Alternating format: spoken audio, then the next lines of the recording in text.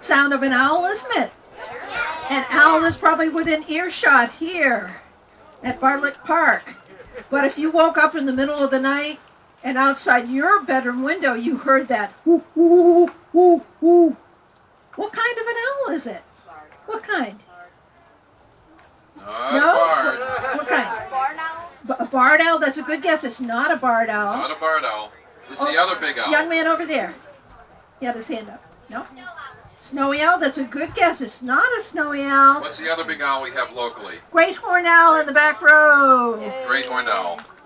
And we brought both a barred owl and a great horned owl today for you to meet, along with 4 other owls. And my name is Mark Wilson. I'm here with Marcia Wilson. And we take care of 14 owls. We brought 6 of them today for you to meet. And all of our owls could be seen locally here in Chelmsford, although snowy owls don't tend to show up until winter here in Chelmsford. But you can see all the others year-round, potentially. And we'll introduce you to your wild neighbors. These are the birds that will be living on conservation land. And that's why land trusts are so important. They preserve land that is not developed, and that's what wildlife needs. They need places that are green, not places that are paved over or, built up. So land trusts are important for wildlife, and we're very happy to be here. Yeah, and this is the 3rd time that the Land Trust has sponsored our programs, and we're going to talk about how you can find owls either by ear or by seeing them. But usually you can't see owls very well, right? Because usually they come out at night. What do we call nighttime creatures? Nocturnal, yeah. How many kids here are nocturnal? A lot of kids. Most parents are not nocturnal, I've noticed. Most kids are. And what's the opposite of nocturnal? What do you call an animal that's awake during the day, like you? What's the word for that? Diurnal. Diurnal. Let's all say that. Diurnal. So snowy owls are often diurnal in the summer because in the Arctic it doesn't get dark. 24-hour sunlight. In the summer. In the summer. Yeah. And we'll talk about that when he comes out. Yeah. And so because owls are so hard to see, sometimes we do hear them. And so we're going to have hooting lessons to teach you the real calls of the kinds of owls that we're going to show you. So that if you happen to hear that, ooh, ooh, ooh, ooh, if you get to know that voice, you could say, oh yeah, that's the great horned owl that lives out behind our house. And then you say, I think I'm going to hoot to him and see if we get a conversation going. Yeah, and sometimes they'll answer you. Has anybody ever hooted back to an owl? Okay, did it work? Did they answer? Okay. They got to be in the mood. Yeah. Okay, well, these birds are not our pets. We've been doing these presentations now for 27 years. And we are licensed by the U.S. Fish and Wildlife Service at the federal level and different state licenses for each of the New England states here. And we do over 200 presentations normally. In a normal year? Yeah. What's that, a normal year? I can't remember. It's been kind of a wild, crazy ride here since COVID. But we're happy to be back with a group, and we got nice ventilation under the tent. And if you want to wear a mask, that's fine with us. But I feel like I'm distanced enough that we're not going to go with masks today, and we're both vaccinated. But so it's up to you. It's up to you. Yeah, so I'm going to be wearing gloves when I'm holding the owls after all because they have very sharp talons. Right, they're claws, but we call them talons. And the owls are going to be clipped onto my belt, so they're not going to be flying around the tent, underneath the tent, or landing on your shoulders in the back. And some of them can't fly that well anyway. All of the birds that we have a reason that they can't take care of themselves in the wild, called a disability. So we'll tell you their stories and why they're with us. Because, birds that get injured and then go to rehab usually get released back to the wild. And that's the ultimate goal, is to get them back into the wild. But those birds that kind of flunk out of rehab, they're the ones that we take in and give them a good life for their whole lives. And they can live a long life. It's just that they maybe can't fly, or they have a head injury or a leg injury that would prevent them from surviving on their own. So Marcia's going to be handling the birds with gloves because they have sharp claws called talons. Yeah. And the first 2 owls we're going to bring out are fairly common here in Chelmsford, although I bet most of you have never seen them. because they hide during the day down in holes in trees and cavities. They're called eastern screech owls. And these are full grown, they're not babies. And they come in 2 colors. I'm just going to call up the screech owl call. Okay. She's going to put the one of the calls on her phone so we can listen to it. A call that we can't do. But screech owls have a terrible name because they don't screech. So whoever named them really didn't do their homework. Instead, they have a little horse whinny call that sounds like a horse whinnying, or they have a trill call. And you can hear either of those usually at night, but during the day they're usually silent. They're pretty nocturnal. They're not active during the day. So this is an owl that escapes observation a lot of the time. And then the second color that she's going to bring out, we got the gray one out now. She's going to bring out the rusty red or brown owl, eastern screech owl. Yeah, that's about as bright as an owl gets. Now let's listen in. The Here. gray one's saying something. What's the matter? You cranky? Did we wake you? We woke her up. She's cranky. She's complaining. That's the complaining call of an owl. You won't hear that in the wild. Instead, you'll hear the little horse whinny. Let's all practice that. Go ahead. Nicely done. Great. Yeah. Now they also make a nice trill. And we're going to play this on the... You know, you're born with the ability to trill, or you're not. And neither Marcia nor I can trill. Most people can't. You can do a faux trill going... But that's not really a trill. Listen in to what this sounds like.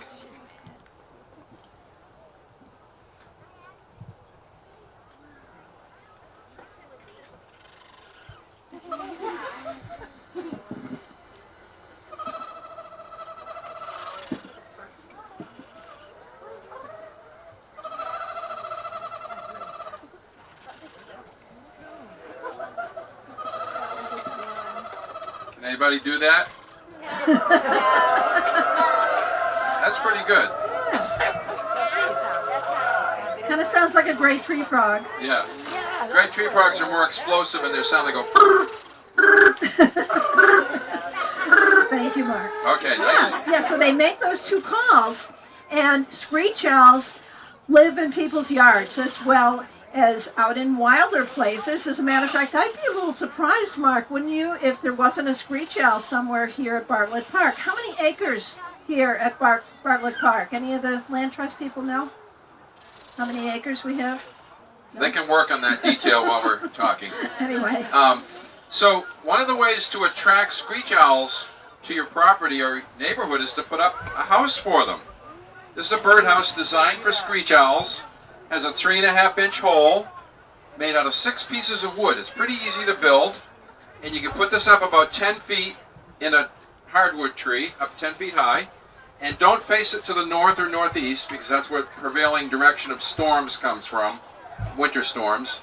And you might want to put up 2 of these because, you know, squirrels usually take over one and fill it full of leaves. And face it towards your house so you can monitor it, and when that hole disappears, that means there's a screech owl sitting in it looking out. Now, real estate prices here in Chelmsford have gone nuts. I mean, it's hard to find a good birdhouse now for less than $100,000. So, if you put up one of these, you can help alleviate the housing shortage for screech owls. And it's a lot of fun to do. You can make them out of 6 pieces of scrap pine, or you can buy them all made for about $50. But I prefer, since I'm a Yankee, a swamp Yankee, I prefer to build my own with scrap lumber and save some money. So it's a fun thing to do. Now, screech owls are small owls, so that means they're on the menu for hawks, like Cooper's hawks, and maybe great horned owls and barred owls. So that means they're good at hiding. So during the day, they're down in a hole in a tree. That's where you're going to find them peeking out maybe. But oftentimes they're out of sight in that hole, and you don't even know they're there. Question here? Are you allowed to hold them? No, and here's 2 reasons why. I know it's tempting, but our permits don't allow the public to touch them because it would be stressful for the owl, and it might be dangerous for you because if the owl reached out and grabbed you with its talons, you'd be bleeding, and we don't want to send you home bleeding. So we'll get you close as we can, but we can't actually touch them. Yeah. Rebecca, how many acres are here? Yeah. Do any of the other members know? 11 acres. Okay. That's great. Right here in the center of Chelmsford. So both of these screech owls came to us from Maryland. They were part of a scientific study down at Patuxent, Maryland, the bird banding lab. And the researchers were studying West Nile virus and whether parent owls could pass on disease resistance to West Nile virus. Now, if you or I are bitten by a mosquito infected with West Nile virus, you might feel like you have the flu for a day or two, but it probably won't kill you. On the other hand, owls and hawks and crows that get bitten by infected mosquitoes, it's usually fatal for them. But what the researchers discovered is that the adults can build up some disease resistance to West Nile, and they can pass some of that on to their offspring. And then when the study ended, the researchers had 86 screech owls that needed adoption. And we adopted 4 of the 86. And you can see these are 2 of the 4 that we adopted. So we do know their age. They're 7.5 years old. And we know that they're both females. But if you just look at them, you can't tell their age or whether they're male or female just by looking at them. We know that because we know their hatch day, and a blood test told us that they were females. Right. And even though they don't have any physical disabilities, they were raised real close to people. So they weren't raised necessarily by their own kind in the wild. So they don't have enough of the skills to be able to survive on their own. How much do you think a screech owl weighs? Any guesses? What do you think? 2 or 3 pounds? Reasonable guess, but way too much. What do you think? 1 pound, still too much. What's less than 1? 0.83 pounds. We have a future engineer here. That's still too much. What do you think? 20 ounces? Well, that would be more than a pound. How many ounces in a pound? 16, right? So what's half a pound? What's half of 16? 8. Still too much. What do you think over here? 1 pound. Well, 1 pound, 16 ounces. 1 ounce? That's too low. So here's our range. It's more than 1 ounce, less than 8 ounces. We're getting close. I feel like an auctioneer here. Young man in the back. 3 ounces, still low. We're going higher. 5 to 6 ounces. You got it. Gold star for you. We have a prize mouse for you after the show. Just kidding. Now, since screech owls are so small, they can't eat big things like gray squirrels or rabbits, but they can catch small rodents like mice and voles. They eat a lot of moths Yep. and other nocturnal insects. Crickets, moths, maybe fireflies. I don't think they really eat mosquitoes. You take an awful lot of mosquitoes to make a meal. But they do eat a lot of nocturnal moths. And maybe small snakes. Snakes, worms, Sure. salamanders, frogs. frogs, small frogs, even fish. And if they're down south, some of them even eat crayfish. Okay. Yeah. Any other questions? Yeah, question there. Do they turn their heads? Do they turn their heads? Yes. I think the question you're asking is, do they turn their heads all the way around, right? So they can't do 360 from front and center. But pretend my body's not moving. This is how far they can turn their head in one direction. They can go 220 degrees in one direction, and then back to the front, and then 220 in the other direction. And a lot of the books say they can do 270, but I've never seen an owl do 3/4 of a circle. So if you add 220 plus 220, you get 440 degrees. And that's more than 360, more than a circle, but they can't do that from front center. You have to measure it both directions. And the reason they can do it, they have extra neck bones, more neck bones than we have. How many neck bones do we have? You have more than 1. If you only had 1, you wouldn't be able to turn your head. You'd be like, I can't look at you. 7, right. They have 14. Good job. So the extra neck bones give them that extra mobility. But did you notice they can't move their eyes? Their eyes are fixed straight ahead, so they can't roll their eyes up, down, left, and right. And so they have big eyeballs. 5% of a screech owl's weight is eyeball. if you took a 160-pound human and took 5% of their weight, they'd have, each eyeball would weigh 4 pounds. Imagine that, going into school with 8 pounds of eyeballs. You'd see really good at night. All right, just when you thought you saw the cutest owl, we're going to go cuter and smaller. Screech owls are permanent residents. They don't migrate. They're here year-round. This next owl is a migratory owl. It's called a northern saw-whet owl. Tiny, tiny, cute. And like screech owls, this owl does not hoot. So not all owls hoot. In fact, this owl does what we call toot. This owl toots. And that doesn't mean this owl farts. That means this owl has a tooting call. And if you can whistle, it goes like this. It goes. If you can't whistle, you can go doot, doot, doot, doot, doot, doot. So give it a call. Give it a try.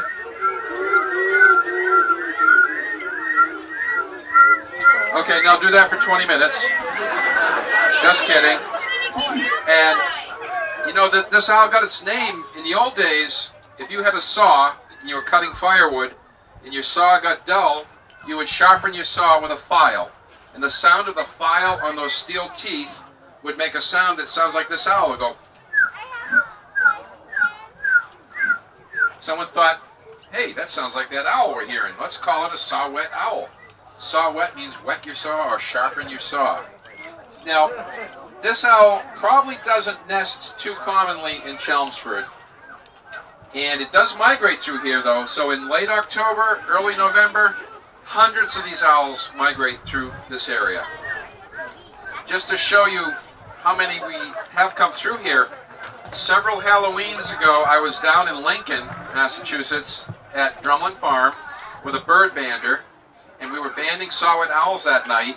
Kathy Seymour was the bander, and we caught 43 saw-whet owls in one night in her mist nets. So I said, oh, okay, I'm going to go back the next day to that woodlot, and I'll be able to get a nice picture of a saw-whet owl by daylight. So I went back to that woodlot following morning, and guess how many saw-whet owls I found? Zero. They're so good at hiding. So these owls sit in the thickest part of the tree that they can find. So a thick pine tree, spruce tree, hemlock tree, even like junipers in your yard. They sometimes sit in thick shrubs, and you could walk right by them and never see them. Yeah. Now think about the snow being on the ground in the wintertime, and the predators that depend on small rodents like mice and voles, like the smaller owls. It's really hard, if not impossible, for them to break through a really thick, icy crust of snow, and a lot of times they starve. Yeah, and they're also on the menu, so a bigger owl like a barn owl could get them, or a Cooper's hawk could get them, so they're pretty hesitant to leave that thick cover during the day. They know that it's dangerous. Like a screech owl, they're a cavity nester, so most little owls nest in cavities, like birdhouses, and they can't dig their own cavity in a dead tree. They rely on woodpeckers to do the hard work. So if you have a dead snag with a woodpecker hole in it, that might be attractive to a saw-whet or screech owl to either nest or roost. So pileated woodpeckers will carve a nice 3-inch hole that oftentimes will attract these guys. And so if you have that big crow-sized woodpecker called a pileated woodpecker, pay attention to where they're chipping away these cavities, and then check them regularly. You might find owls peeking out. We have a question down front. Go for it. How do owls turn their head all the way backwards? How do owls turn their heads all the way backwards? Well, they have those extra neck bones that allow them the extra movement. What's really interesting, though, if you or I were able to turn our head straight over our backs, say you could for some fluky reason, your arteries and your veins would twist and you'd black out. It would cut off the blood supply to your head.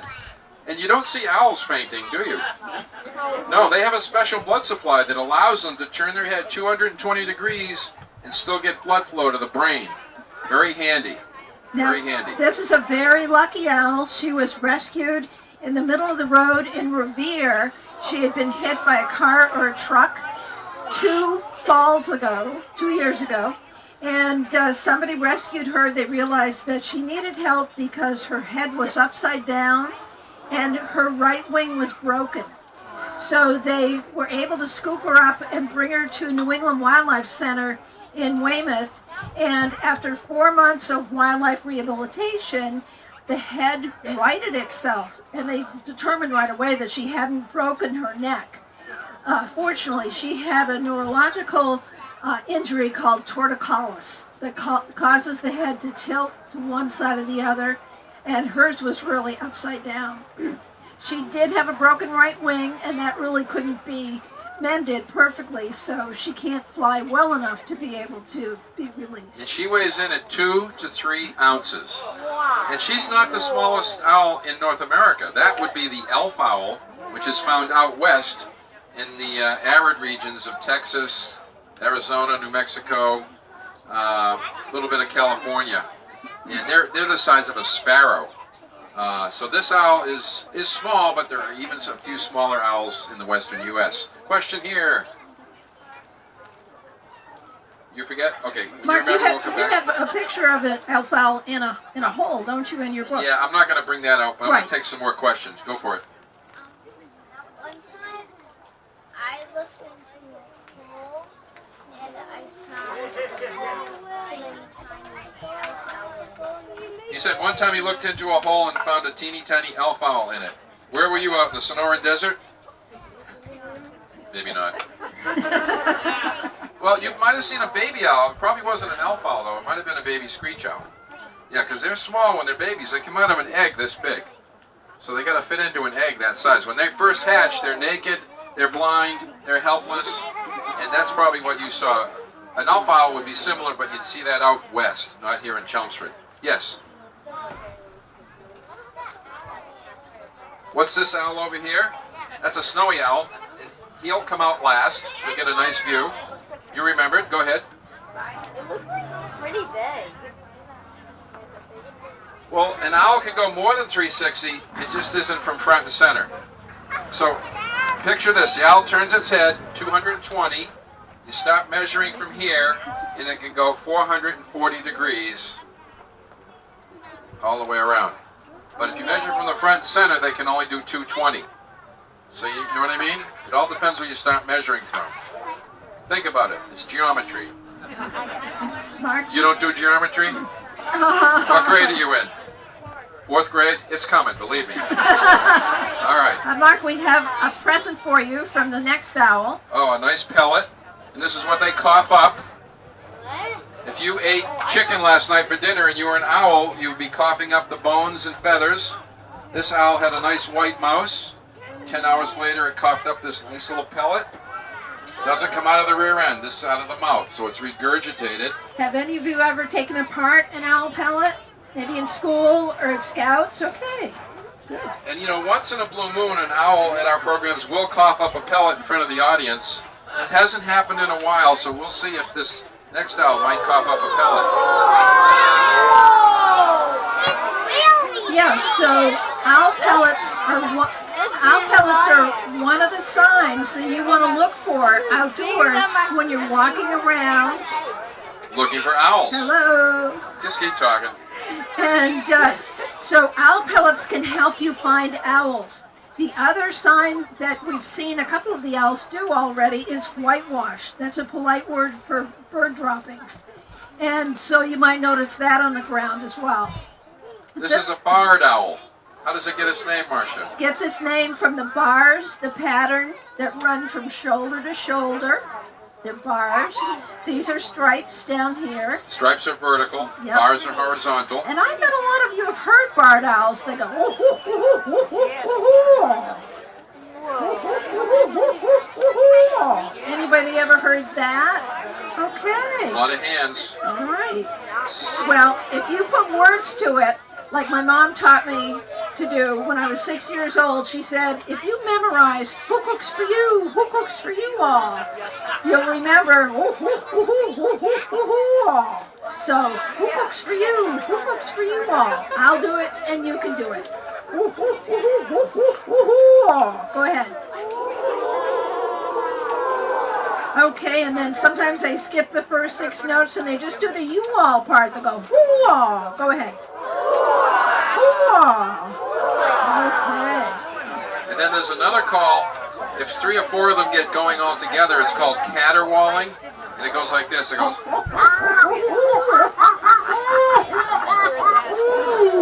Anybody ever heard that? Sounds like monkeys in the woods. And then the last call, which we're not going to imitate, but you might hear it, it's a blood-curdling scream. And a lot of people think, when they hear that, that they're listening to a fisher, when in fact they're listening to a barred owl, not a fisher. So barred owls are increasing in Massachusetts. In fact, they're on Cape Cod now.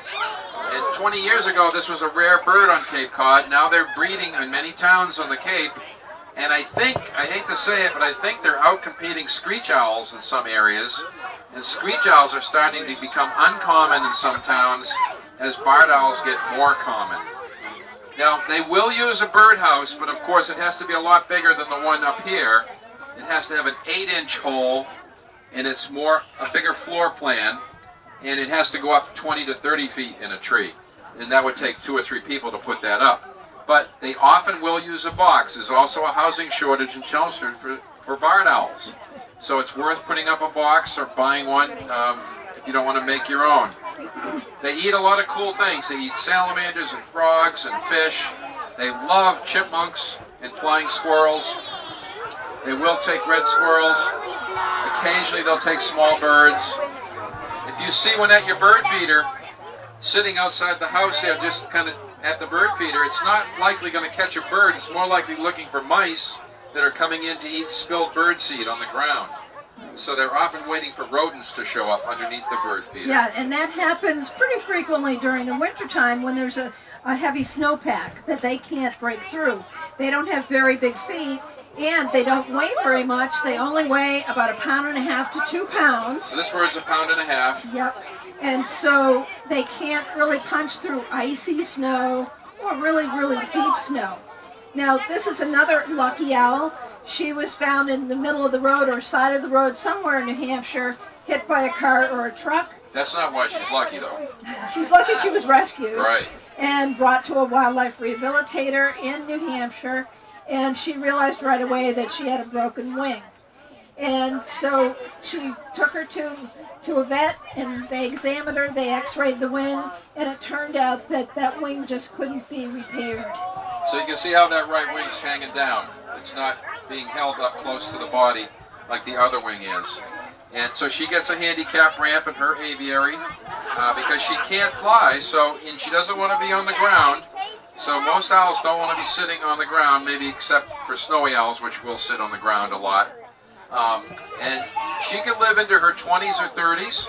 We don't know her age, and we thought it was a he for about 1.5 years. And then one day, Marcia was giving a program at a 3rd grade class, and she opened up the door, and guess what was sitting right here? An egg. He was a she.